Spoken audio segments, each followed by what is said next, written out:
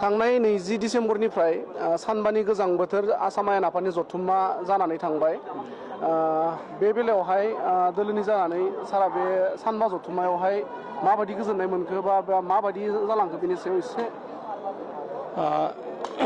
जोंनि आसाम बिधान सभानि उइन्टार सेसन जे 20 तारिखनिफ्राय जिरायदोंमोन बे उइन्टार सेसना दिनै जोबथि सान आरो बे सानबानि गेजेराव जोंनि बिधान सभाया गोबां सोलोंथाइ बिथिं साख्रि बिथिं आरो गोबां बिथिङाव मोजां डिसिसन लादों गोजोननाय मोनदों आरो थाबैनो जोङो बेफोरखौ जि दिनै सानबानि गेजेराव जि बिधान सभायाव थिरांथा लाबाय बेफोरखौ मावफुंनायनि बेलायाव गोबां सावरायनांगौ दं।